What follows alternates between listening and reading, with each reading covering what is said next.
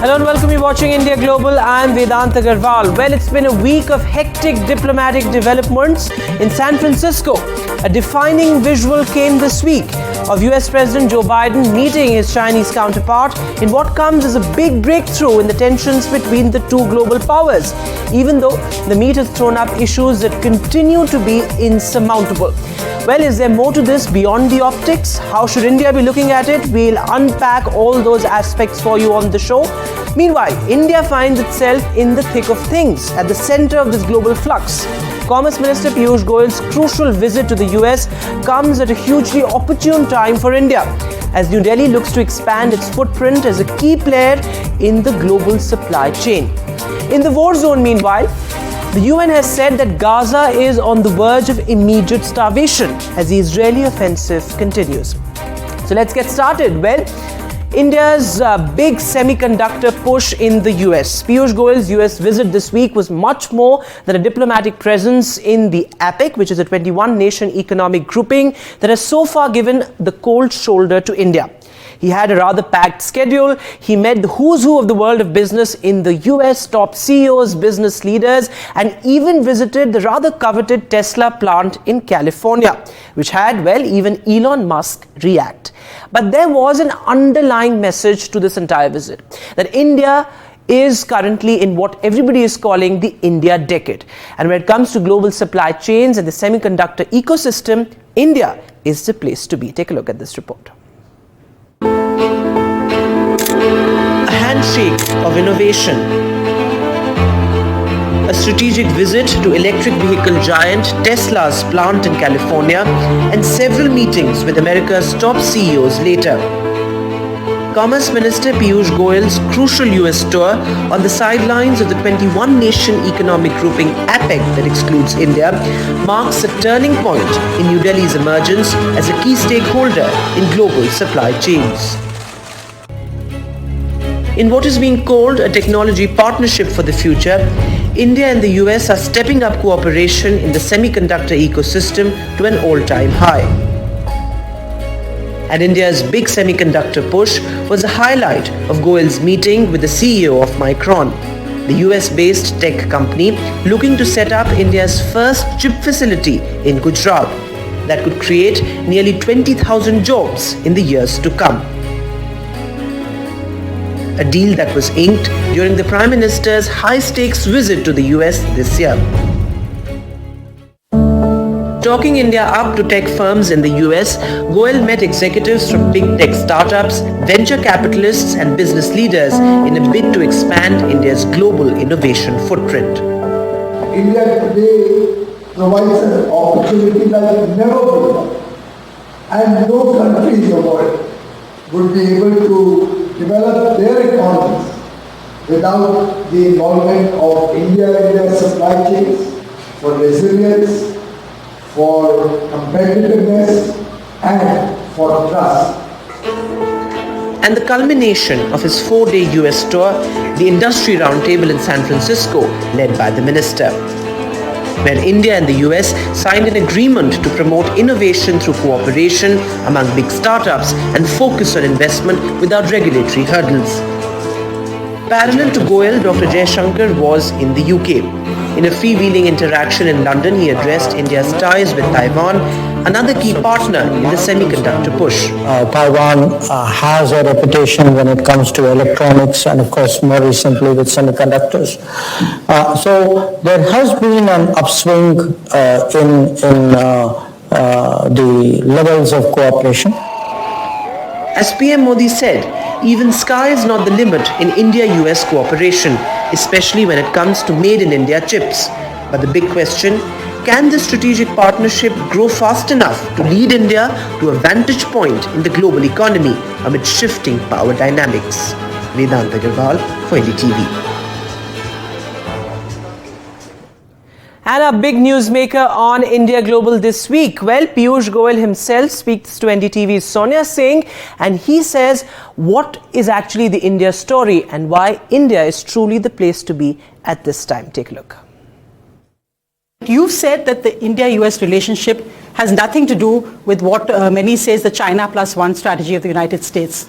I'm very convinced that today India stands on its own feet. India is a compelling case for investment. It's a compelling partnership based on trust, which we are forging with different countries. And while we are now very actively engaged with IPEF, we haven't applied our mind to joining up with APEC at the present moment. But clearly the respect that India is getting from the United States of America, from their leaders, from the other countries around the world, reflects the growing importance of India as a country and the huge adulation, I can say, that I see amongst the leaders when they talk about Prime Minister Modi. Across the world, there is a recognition that there should be more resilient supply chains. Across the world, businesses are concerned about their experiences of the recent past.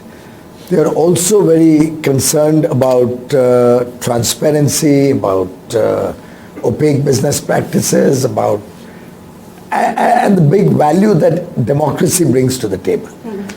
In all those respects, and when you have an overlay of the cost of doing business, where India today stands out as a very, very attractive destination, I think India will be an important partner in supply chains, more for the trust that they have in our abilities. Just before this interview, I had a conversation with a large semiconductor company who has big operations in India, and he told me that they're almost like an Indian company now. They have 15,000 highly qualified, highly paid engineers working in India doing cutting edge technology work, R&D work, innovation, design, and they're super excited about it. They have aggressive plans to grow the business there. So for American companies, it's made in India because so many of the engineers are from India. But you visited the Tesla factory, and I think you made that point that you were excited to see that the number of components they import from India is going to double. You were excited to see the number of Indian engineers there. But the big question, Bloomberg just reported that India is considering perhaps a tax holiday or tax cuts on fully assembled electric vehicles to come in for the first 5 years. Any confirmation of that? Please don't buy the stories that you see on news channels. That's why I'm news asking media you all the time. My visit was primarily around meeting the Tesla team, many of whom are Indians and have done us proud.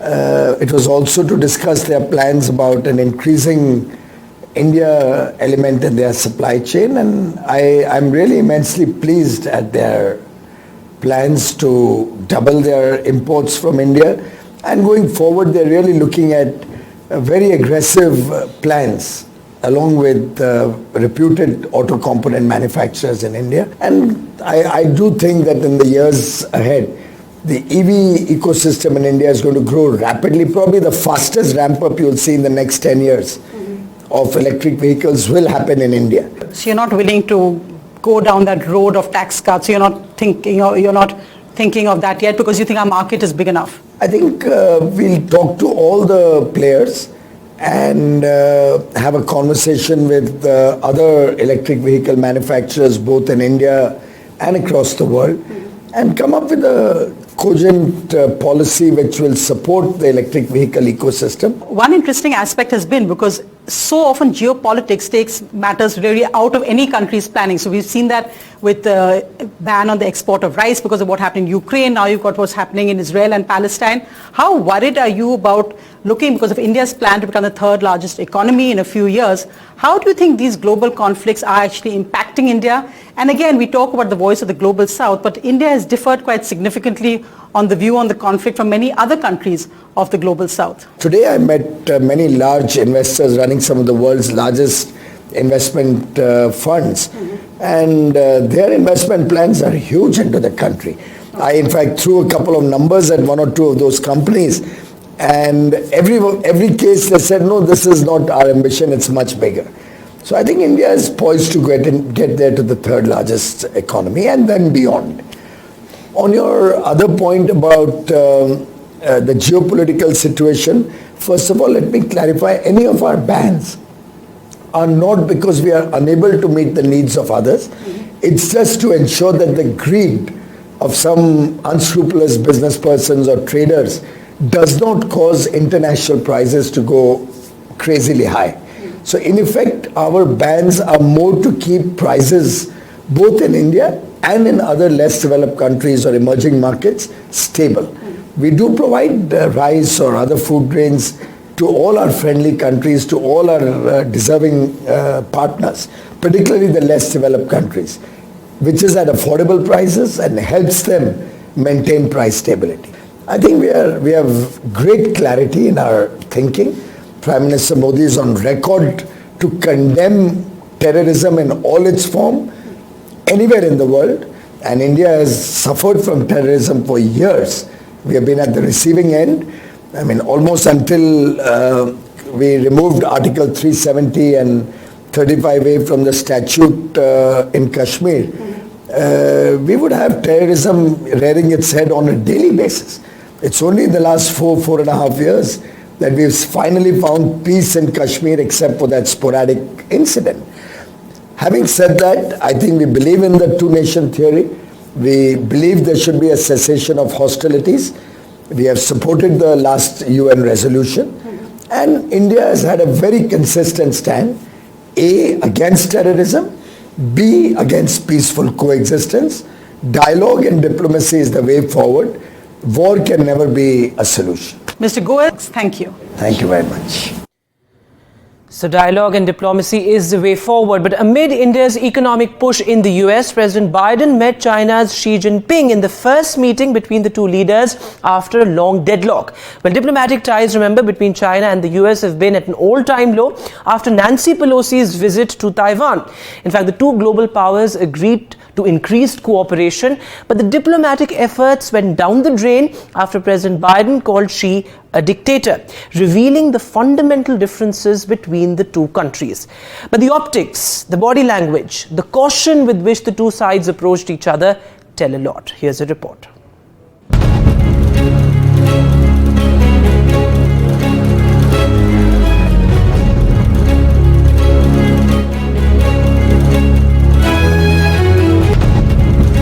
From not being on talking terms military to military, naval fleets moving in the Taiwan Straits, to candid one-on-one conversations.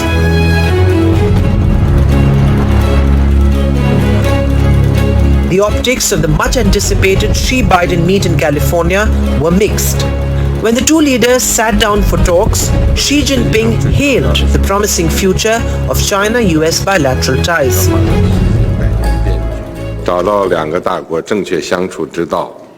It is an objective fact that China and the United States are different in history, culture, social system and development path.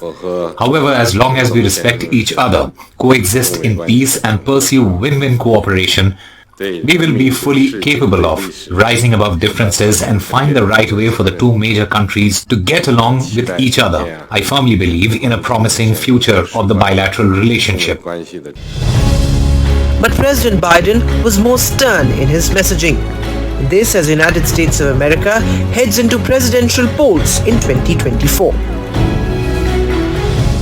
We haven't always agreed, which was not a surprise to anyone, but our meetings have always been candid, straightforward, and useful. I think it's paramount that you and I understand each other clearly, leader to leader, with no misconceptions or miscommunication. We have to ensure that competition does not veer into conflict. And we also have to manage it responsibly, that competition. That's what the United States wants and what we intend to do. I also believe it's what the world wants for both of us. Candid exchange. In terms of outcomes, from resumption of military to military communication to cooperating on the fentanyl issue and intergovernmental discussions on AI regulations, some headway was made. But outside the idyllic ambience of Woodside, where the two leaders met, their tone was ominously different. Mr. President, after today, would you still refer to President Xi as a dictator? This is a term that you used earlier this year. Well, look, he is. I mean, he's a dictator in the sense that he is a guy who runs a country that is a communist country that is based on a form of government totally different than ours. China never bets against the United States, never interferes with its internal affairs. China has no intention to challenge or replace the United States.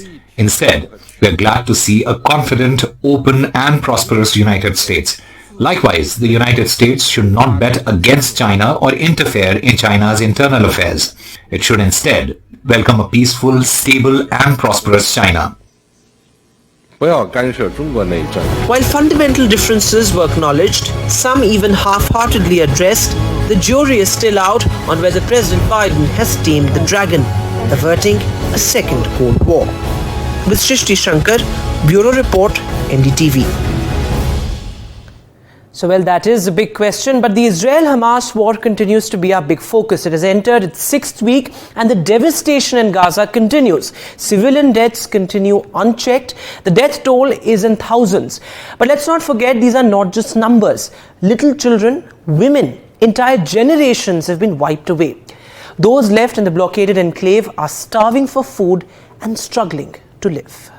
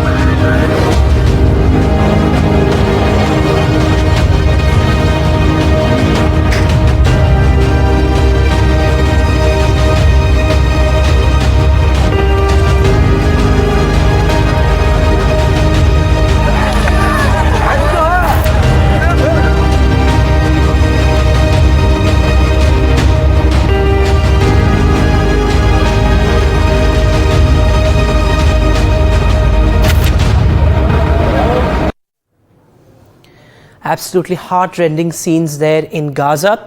Now, India is watching the war very closely, and while many say that global diplomacy has failed as the war rages on, PM Modi, while addressing the Voice of the Global South Summit, said that dialogue is the only way forward. Listen in.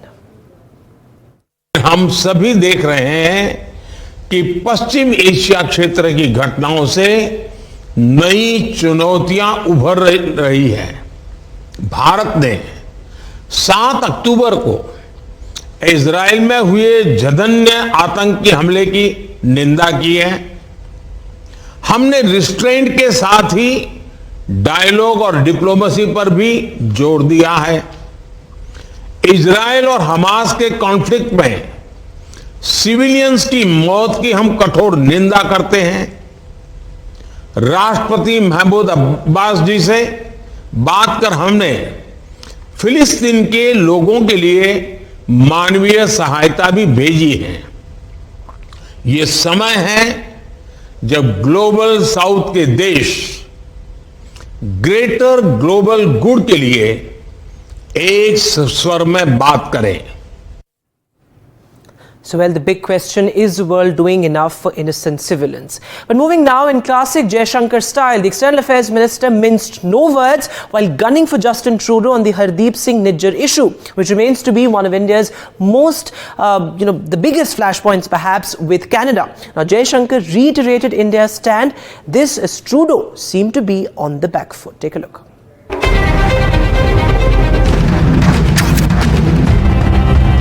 Indian government indirect or direct involvement with the killing of that Sikh? In this case? Yes. No. If at any stage any country believes that they have reasons to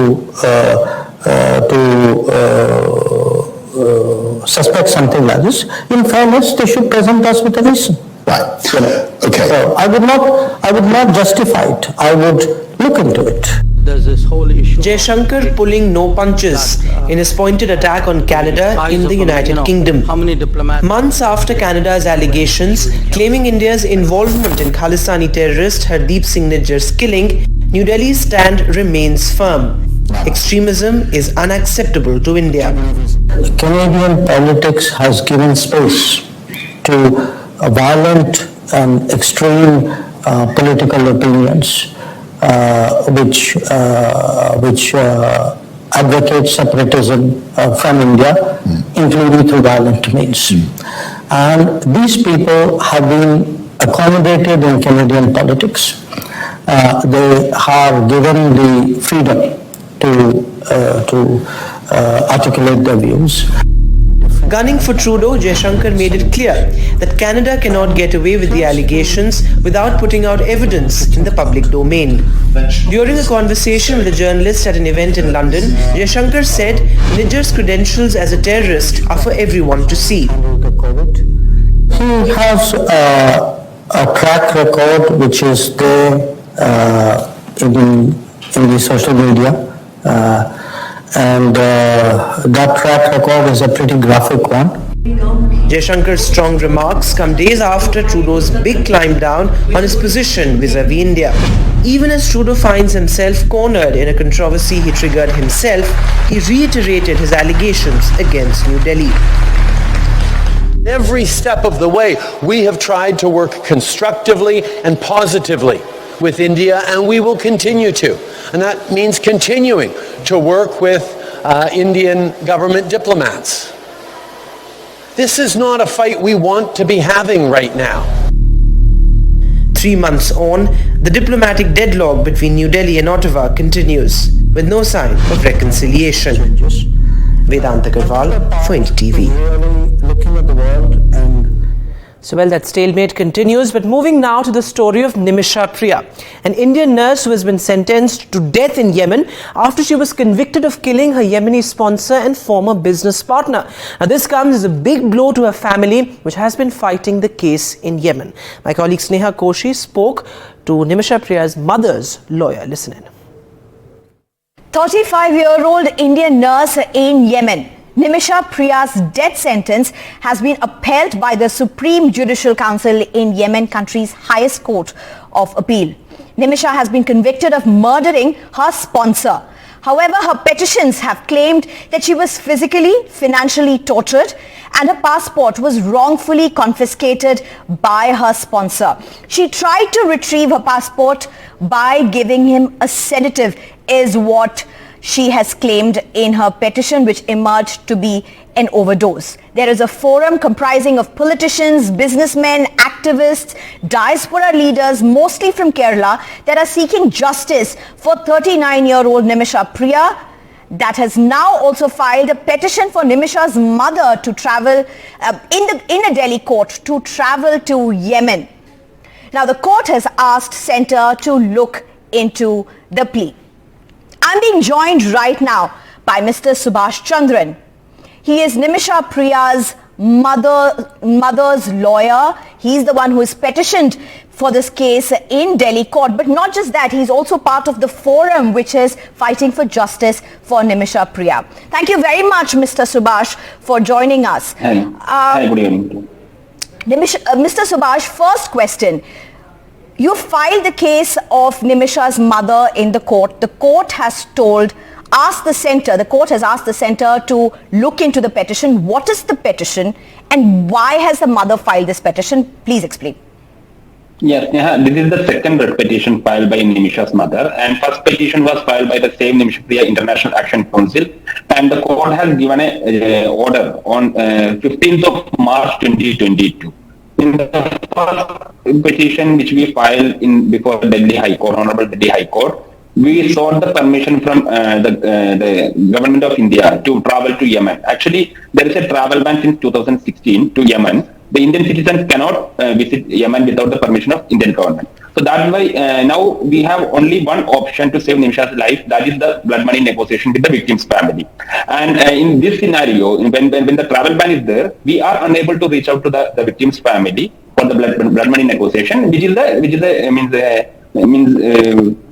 defeating the human rights of Ms. Nimisha Priya. Right. Let me just take a second and interrupt you to explain to our viewers what is blood money. Blood money is basically the compensation that would be decided by the victim's family as a compensation for the crime that was conducted. So in this particular case, Mr. Subhash, what are the circumstances where the mother is right now? What kind of a background does she come in? Does she have the financial ability to go ahead and file cases? No, actually, she belongs to a very poor family. Nimisha is from a very poor background, and she was working as a healthcare nurse in Yemen. And in 2016, this unfortunate incident had happened. In 2017, in fact, in 2017, this unfortunate incident had happened.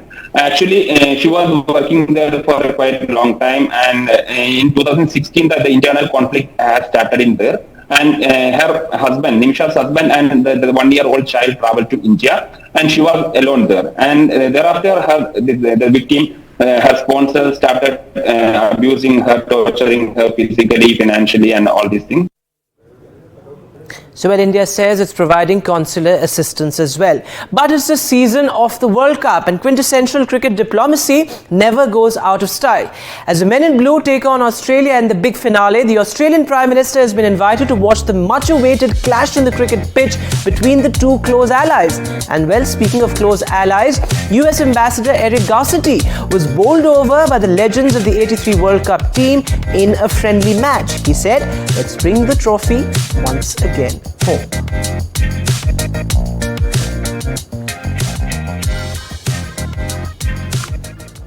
And well, it's not just cricket. Music has now become an inseparable part of diplomacy too. And when it comes to Indian music, few can resist.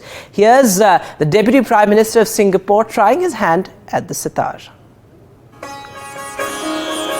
Hi everyone, I'm here with Mr. Karthik today, and he's going to teach me how to play the sitar. So a bit more of the history of the sitar is it is a derivative of two other instruments. One is the Rudra Veena, and the other one, or they call it the Been, and another one is the Sehetar. So Sehetar, I think, is a Persian instrument. So Sehetar means 3 strings. Right. Just these 3 notes, Ni, Sa, Ri, and the Chikari. We call this the Chikari. Right leg below, left leg over. Okay. And then this is the god of the sitar where the sound comes up from. Okay. And that's got to rest on your feet. If it can't, it's just outside your feet is also okay. Okay. So your elbows. Okay, this might be better.